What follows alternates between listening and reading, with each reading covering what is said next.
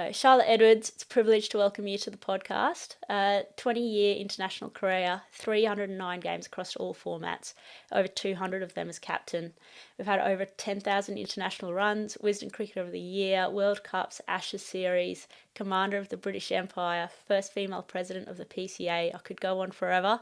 And even the Queen has had the privilege of meeting you. But I want to know that little girl from Huntingdon running around at the cricket club with your dad, your mum making the teas. When you're looking back now, do you think that little girl would have thought that all of this is possible?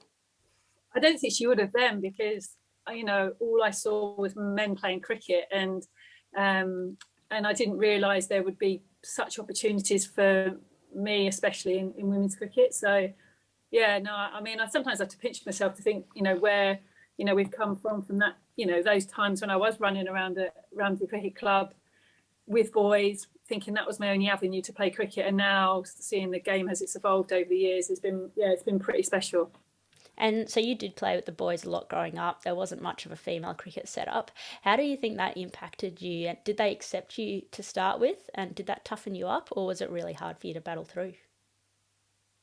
I think it was sort of the making of me as a sort of a player, really, and a person, probably. Some of the experiences I had from a young age were have made me, probably who I am today. Because when you're walking onto a cricket field and people are sniggering at you, thinking, "Why the hell is she playing cricket?"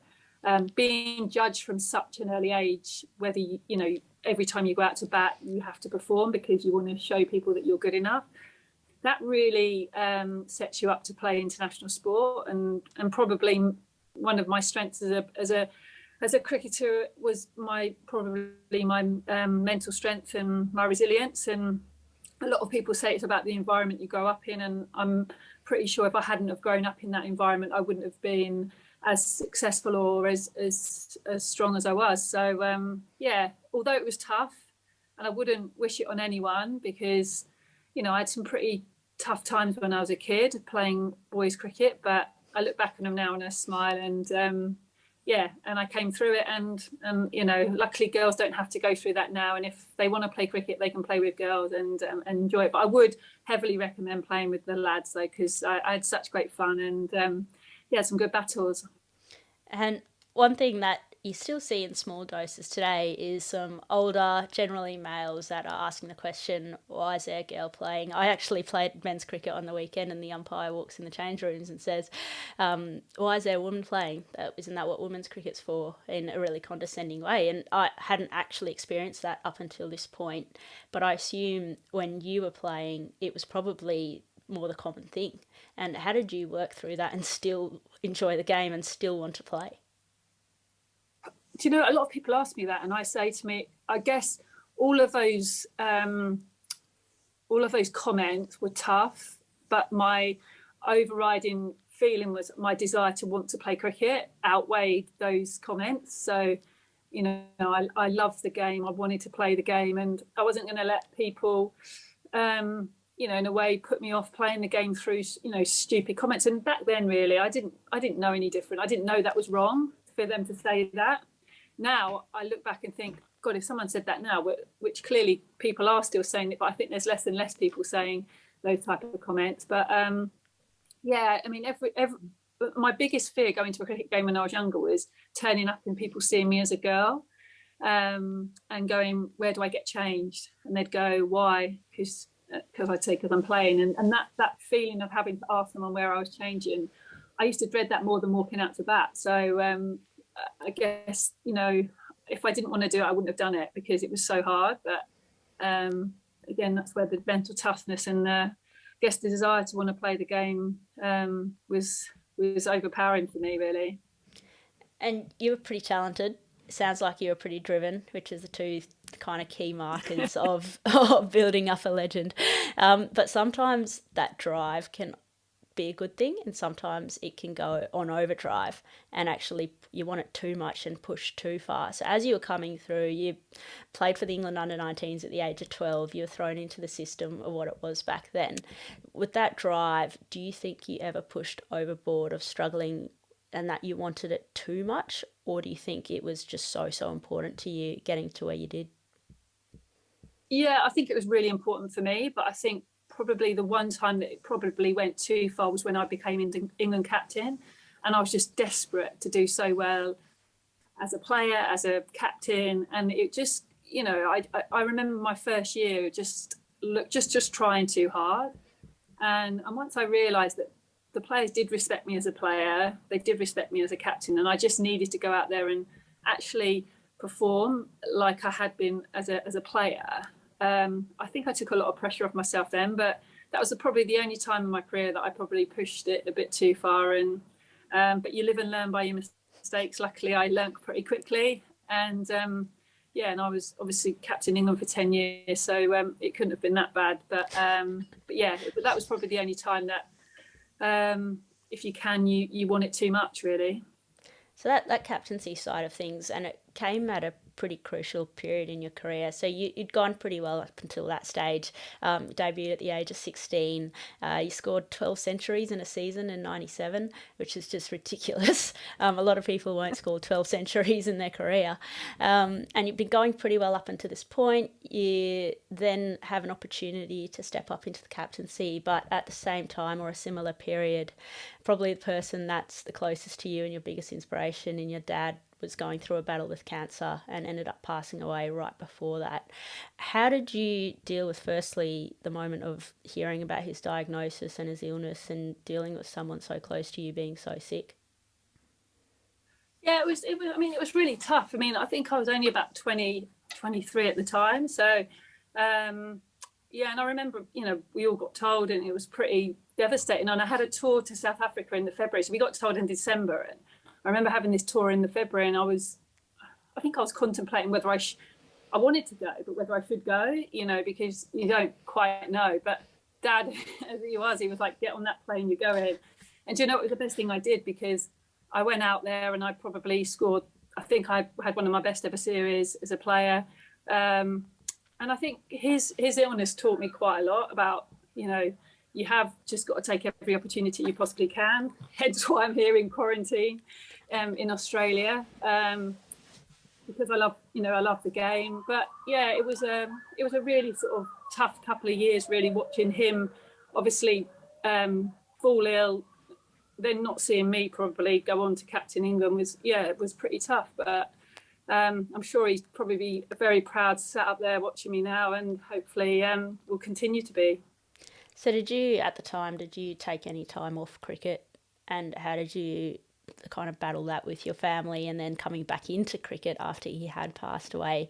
That's not always an easy thing to do.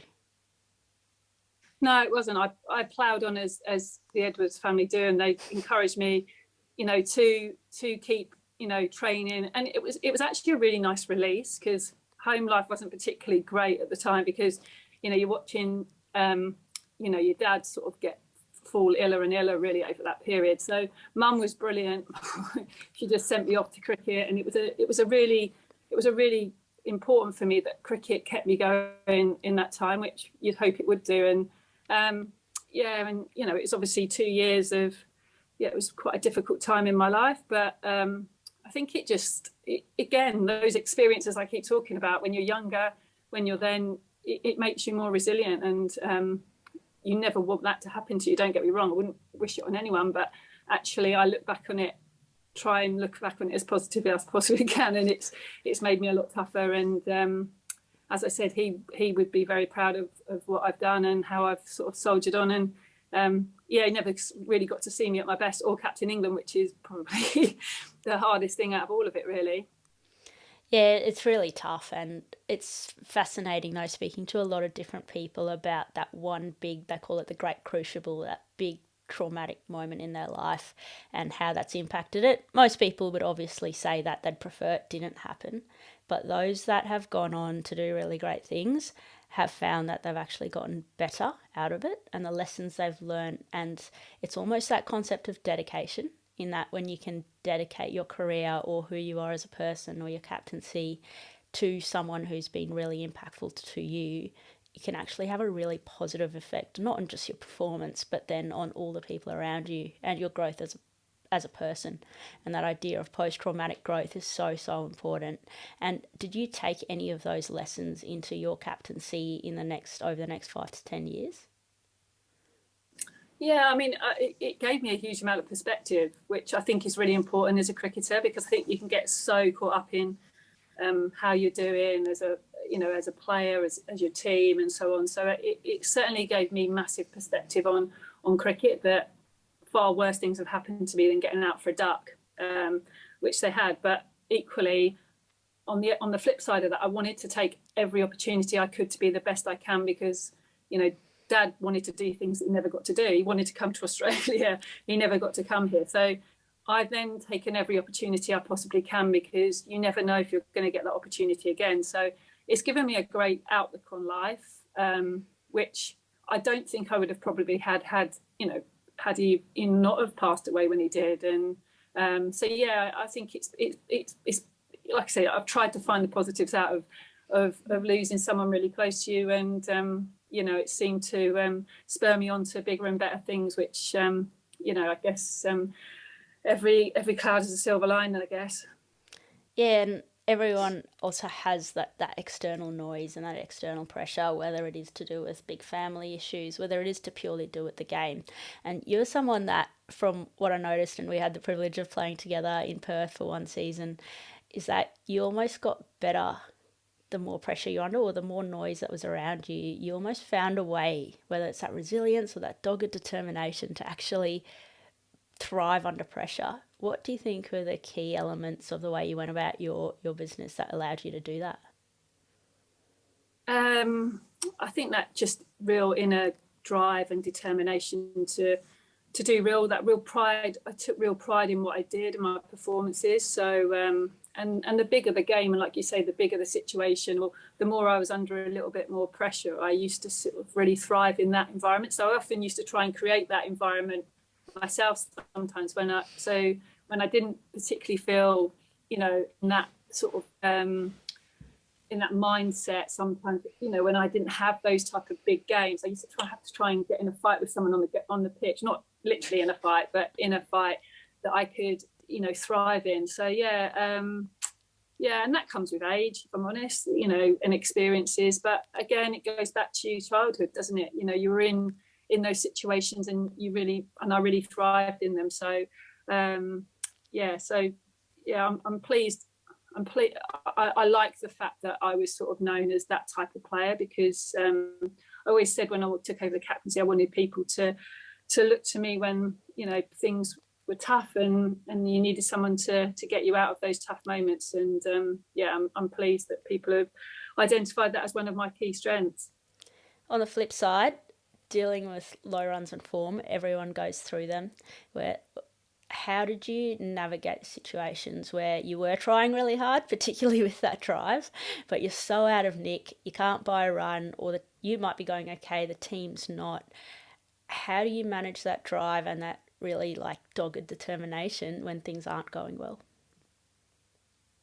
You know what? Sometimes you've just got to realise that in cricket you are going to have those periods, and I think that's probably one of my great strengths as a coach now, is that I always say to the players, there's nothing you're going through that I've not been through, and I feel like I did tick everything off in the end, because the way my England career ended, I finally got dropped, which I hadn't been dropped. So I do feel like I've experienced most things that a player has experienced, and sometimes you're just going to have those moments, and you've just got to be strong enough to come through the other side, because things do get better.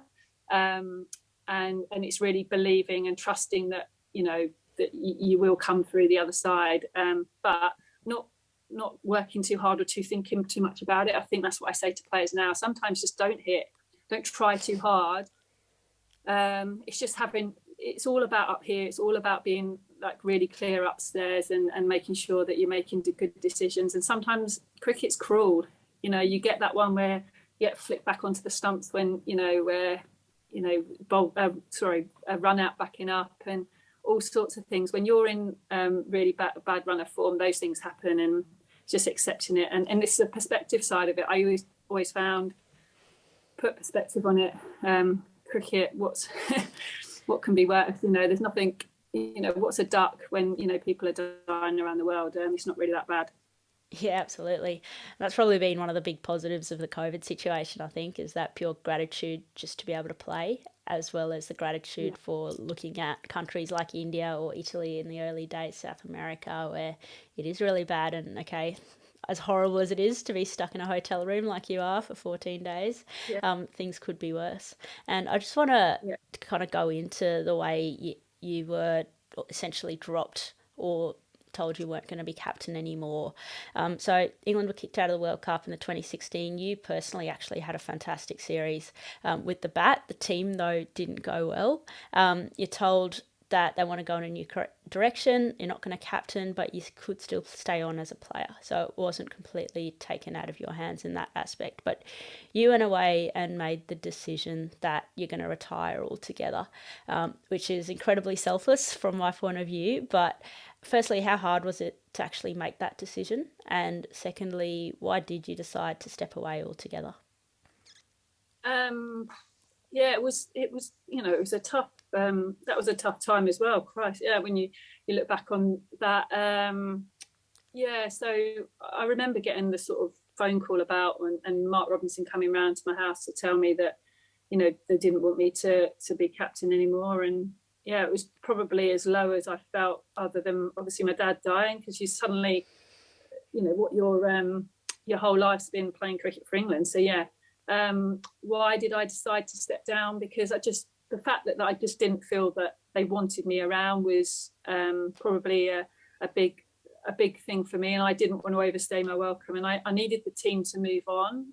The last thing you want is this person hovering around, and I just didn't think that was right for the team. So yeah, and it just felt the right decision after sort of a long time of thinking about it. Yeah, it was, and you know what, it's been the best thing I've ever done, because I've managed to sort of yeah, although that first period, was really difficult, the first 6 months, it has been one of the best decisions, I think, for me and for England cricket. And yeah, it was an incredible time in my life. But like my mum said when I rang her, she said, all good things come to an end, Charlotte. So I was just like, right, yeah, this is the time to move on. And I've been really lucky to have the opportunities I've had since I've retired. I've obviously been able to come out here, and now I've started a coaching career, which again, that took me 4 years to work out what I wanted to do. So I didn't jump into coaching straight away, but I've absolutely loved being out of the game but still in the game, which I'm obviously really passionate about.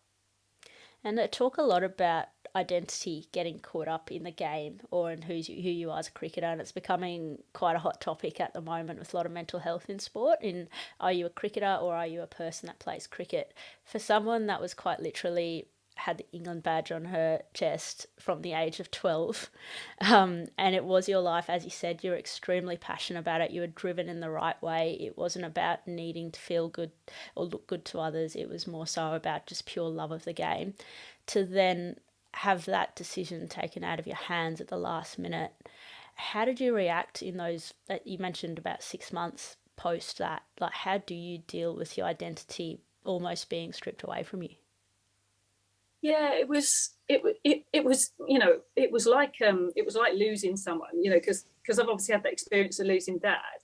Like it was like a 6 months of grief, sort of coming out of that kind of period, really, when I look back on it. And the best thing I did was actually I came here to Adelaide, and I spent the summer playing for the Scorpions and the Adelaide Strikers. And I actually spent I think it was 6 weeks from the end of September. So I got dropped in the May, and I decided, I retired in the May. And then I came out here in the October. And I spent 6 weeks on my own in a flat in Adelaide. And that was my time to actually grieve and actually go, no, I don't actually want to, I don't want to play cricket anymore. And by the end of it, and I had a really good summer with the Scorpions, but that was in effect me just saying, I'm done with cricket, and it was a really important part of my life, important part of me making that decision to come here and get away from all the noise in England, because it was mad in England, because everyone was saying I shouldn't have been dropped, everyone was feeling sorry for me, and it was really horrible that summer, because people didn't know how I was going to react, and I was up and down with my moods, and I was angry, upset. So here was a great breathing point for me, and yeah, and by the end of that winter, I was just like, I knew I didn't want to play cricket anymore, and it was actually quite a nice feeling for me, for someone who loved the game that much. Because there's nothing worse than wanting to keep playing, and you, yeah, so yeah, and as much as I always said, I thought giving up cricket or not playing cricket was going to be the hard decision. And in the end, it was the easiest decision because I didn't want to play anymore. I didn't want to keep going out there to field, which we all know are the worst bits of the game. So yeah, so it's quite an important passage to really get over not playing really. So, what were the emotions like watching the girls win the World Cup at Lords the year after? Do you know what? By then, it was totally kind of.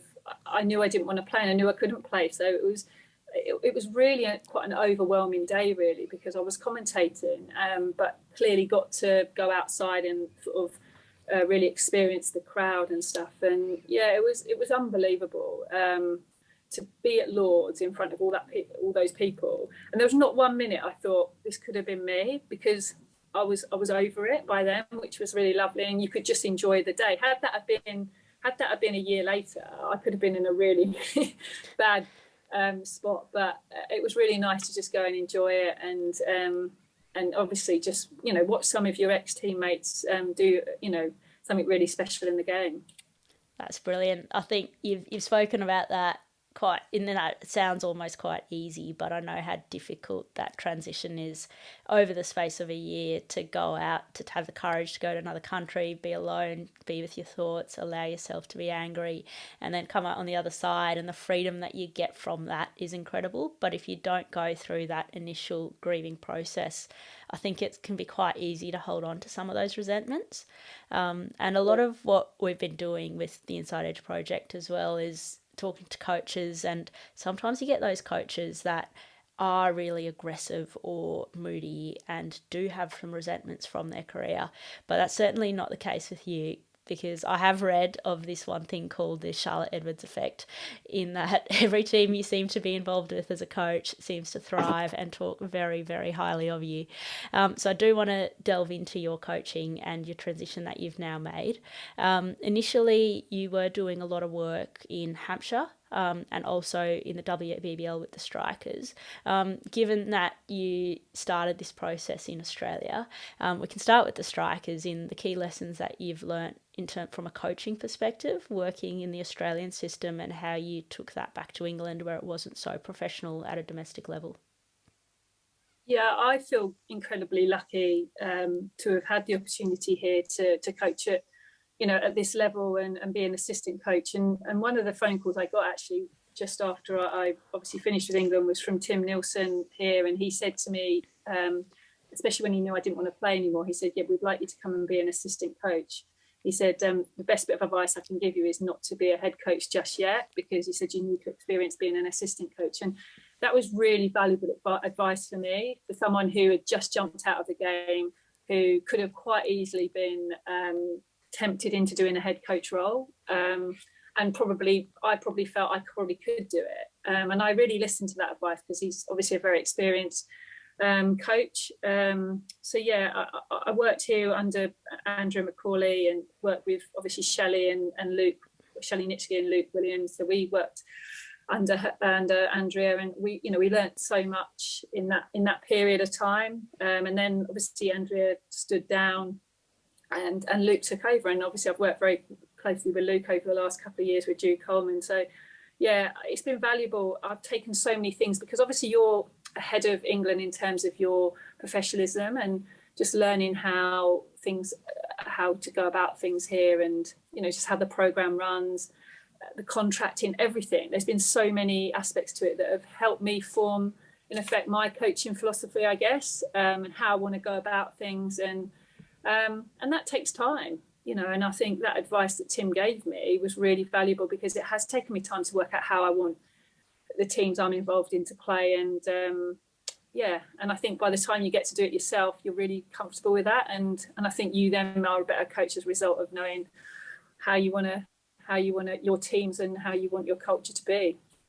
So speaking of culture and speaking of teams, you've had an incredible amount of success at the Southern Vipers, and then also with the 100, and the Southern Brave did really well, in pretty much dominated the competition right up to the final. From what I've seen, without doubt, culture holds everything together, and you can have a team of superstars, but if the culture's not there, things don't click, something goes wiry, and particularly when you're getting under pressure to the heat and the pressure end of the season, things start to fall apart. What are the elements that you think is really important for you as a coach in developing that culture that allows for sustained success?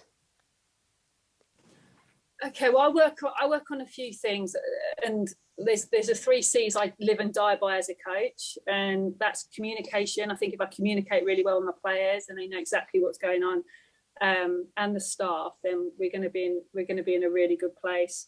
I've got to be really consistent with the way I go about things. So consistency for me, especially in the female game, they want to know what they're doing when they're doing it. So it's all about consistency in the way I behave, the way I plan and prepare the team for games. So you're not really throwing girls; they don't like to be throwing too much. And then the 3rd C is care. I care for my players.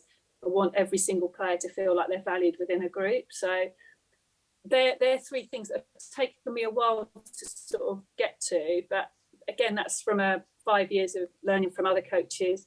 But I've always come back to those 3 things. And then in terms of the player side of things, I look at the 3 R's, which are I want players to take responsibility. I want them to have respect for each other.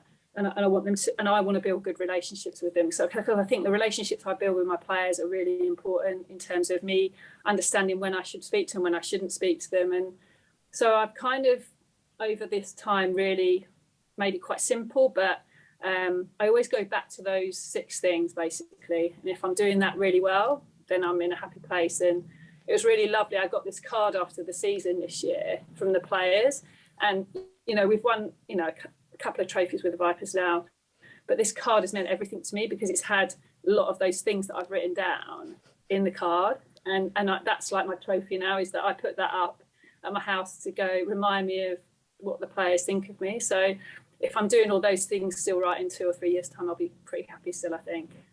That's fantastic. I really like those, in particularly the care and the relationships piece. Actually, all of it, to be honest. It's great to put down. It's great and really important to be successful, but the actual execution of some of those things can be really difficult. And I think that's the art of being a good coach. And a couple of examples that come to mind is when you've got players that potentially might be getting dropped. There's contracts around now. So people are going to be in and out of contracts. Maybe people out of form are probably less common at the higher level is when players aren't living up to the standards. But you've got to have these tough conversations. So relationships are important, communication is important, care is important. How do you maintain those things when you've got to have a really difficult conversation? I think you retain all of that because you're generally being quite honest with the player throughout all the time you're with them. So they'll never ever, I don't think a player could ever come to me and go, "You've not told me this, you've not done this," because you're constantly having those conversations and that dialogue with a player that I always feel really comfortable at the end, or when I've got to do those, have those really, I always say to them, the worst thing about my job is telling someone they're not going to be in their playing 11, because everyone wants to play. And if I could pick 13 players, I would, but I can't. But they'll always get a reason why they're not picked. And I'll always be really honest. I think you've got to be honest as a coach, because if you're not honest, at some point they're going to say, "Well, why didn't you tell me that? Why didn't you give me opportunity to get better?" And they're things I've learned over the years. Even as captain, as captain of England, I always needed to be really honest with the players, because I couldn't live with myself. I always used to sit in selection. I'd always have to say, "Well, why are they not playing? Why are they not playing?" There's always a reason. When someone says to you, "Oh yeah, but it was really close and it was a gut feel," no, but there is a reason. And you've got to give the player that reason. And however difficult that is at the time to deliver that message, they will thank you in the long run. And I've always sort of been really, really conscious of that. And but this is the hardest bit of the job, is the obviously the disappointment of players not getting contracts. But I actually do really feel comfortable in those conversations, because I feel like, one, it shouldn't come as a shock to some people, because if we've had these conversations, then it should be the writing should be on the wall. Playing's a bit different because it is tougher, but yeah, sometimes it is easier said than done. But hopefully, it's something I'd like to say I do pretty well. Yeah, well, from a player's point of view, I couldn't agree more. There's the most important thing is honesty. And personally, I've been in and out of teams more times than I've been in and more out of them. So it's that constant in and out. But when a coach is really honest with you, as difficult as it is, it makes all the difference. Because then you know there's a pathway to get better too. So it's like, yep, this is where it's lacking. Okay, I can go and work harder now. I can go do something or action on something. But if you don't know, you don't know. And then it becomes a shock. And then I suppose all of the other things like your relationship starts to dwindle, and that's when things creep into culture. Another challenge for you though is the current crop of players and the way the contracts work. You've got a big squad, but only 5 or 6 of them might be getting paid to actually play. How do you keep those standards up and the touch points? Because you said communication is important. Do you see the non-contracted players as much? And how do you keep the group and the culture and that relationship feel that's so important up throughout the season? Well, it's something we've managed to do really, really well. One thing I said at the start of our process probably 12 months ago now was, I would give the wider squad players as much time as the pros that we have, because that we're obliged to do that as coaches. So that's one thing that the feedback I get from our players. They don't feel there's a separation between our pros and our wider squad, and they're all given the same opportunities to be the best players they can be. And I felt that was so important for us as a organisation to provide that, because we want everyone to get better together. I know some are being paid more, and that you know what, Barbie, that's going to be a problem in the next 2 years. I can absolutely tell you that. But at the moment, the girls are loving the opportunities to be better, to train as a professional, even though they're probably not quite getting the rewards as some of the pros. But we've managed to do it really well, and it's something I'm really conscious of, and I'm always, working hard at, is trying to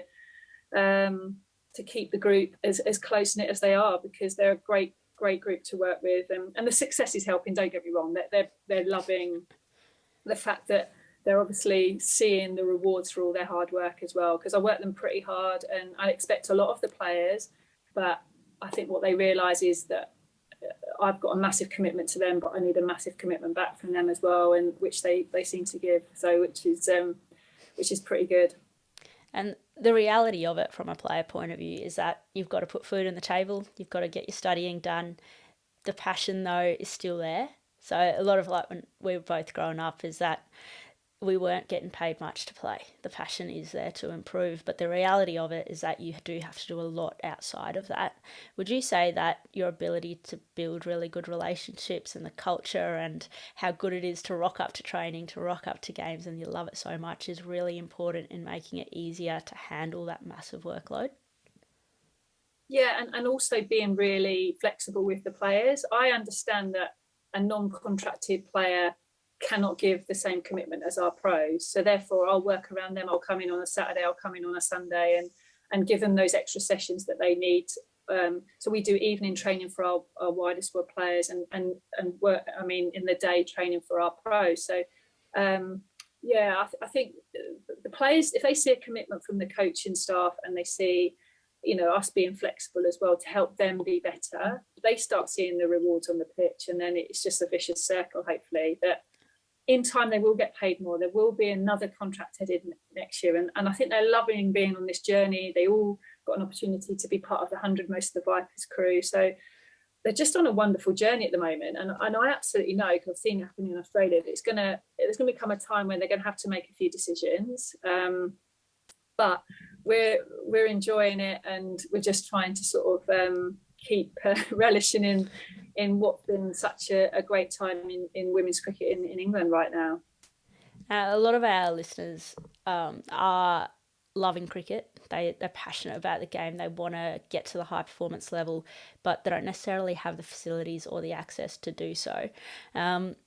would you have any advice on how people could, whether it's a mindset thing, whether it's an organisation thing, adopt a high performance mindset that allows them to improve despite not being able to go in on a Monday morning and have someone throw balls at you for an hour, either because they're still young and coming through the system, or potentially from different countries? So we've got people from Botswana, from Zambia, from all sorts of places in Asia as well, where you just don't have the facilities. But my belief is that you can still adopt a high performance mindset. What does that kind of mean to you, and how could people adopt it? Yeah, I mean, I think, you know, the hard work, and, you know, I think a big thing for me is about purpose to everything you do. I think as long as you've got purpose to want to get better and be the best you can be, and you can do that in so many, you know, your fitness is something you can control. You can do that without anyone, and every time you get an opportunity to go into a cricket environment or do something at cricket, make sure you've got a real purpose to what you do. Then just go along and just sort of do your thing, and always do it with an intensity. I talk a lot about that. I'd rather you train for an hour with intent rather than 3 hours of just milling around. So that's big for me. But I think you know, always coming to training wanting to be the best you can, and having that, you know, that mindset of always wanting to improve. I think that's such a big thing for anyone, whether it be a coach, player. You know, improvement is so important.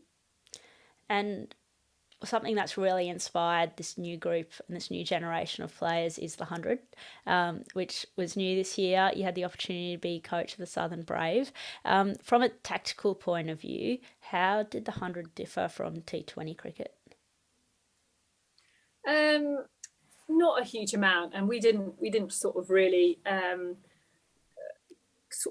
try and tinker too much with it, because we always knew it was going to be 20 balls less than a T20.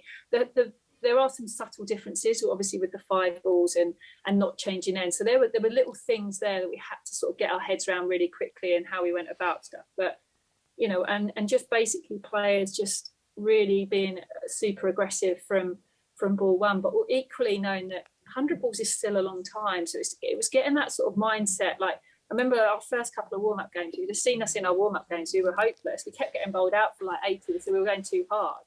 Then we didn't quite. So it was just getting the tempo of the innings right. But we had about 3 or 4 goes at it. And by the time we started, we felt really comfortable that we knew how to go about things. But actually in the first game, we were 3 down really early. And Danny White came off. She just said the scoreboard was really putting a lot of pressure on her, because the balls and so it was just coming to terms with a few things like that was just different. And once we kind of overcame those type of things, it was you know, it was just treating the game like, you know, every ball, you know, 100 balls, and try and get as many runs as we can. And yeah, it was a great spectacle. And like, I think anyone who was involved in it just absolutely loved it, and could never have envisioned there was going to be that many people, or that well supported. And yeah, it was a truly brilliant time, and hopefully we'll just get bigger and better now. Yeah, it looked amazing, and I watched quite a few of the games over here. They were at odd times, but the crowds and the amount of young girls and boys supporting both teams was exceptional. But with that, it also brings, as you mentioned with Danny White, there a whole lot more noise. You know, there's more media, there's more lights, there's colours, there's all sorts of things going on. Really exciting, but can get in the way of performance. Are you someone that preaches kind of fully embracing that noise and embracing the whole spectacle, or are you someone that says, okay, we're going to block it out and let's just focus on getting the job done?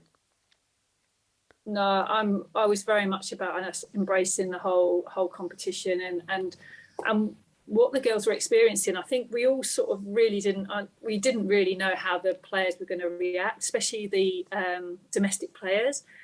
You know, going into that environment of playing in front of 10,000 people. I mean, we played at Lords for our game against the London Spirit. It was 17,000 people there at Lords. So that was quite an overwhelming experience for everyone, even me. But I just kept saying to them, embrace this. This is brilliant. This is why we want to play cricket. cricket is suddenly cool for girls. That was the most overriding thing for me last summer. With suddenly cricket was cool, and I just loved it. And I said, we've got to go with this, girls, and we've just got to keep enjoying every minute of it, because it was truly special for those involved. And I had the best seat in the house because I got to see the players and how they reacted after the games, and just would come off and go, wow, that was amazing. Equally, I got to see the crowd and see how they reacted to the players, and then I got to watch some of the best cricket on show. So I feel very fortunate that I was there, and played a very small part in it. But it was, the players were everything for me.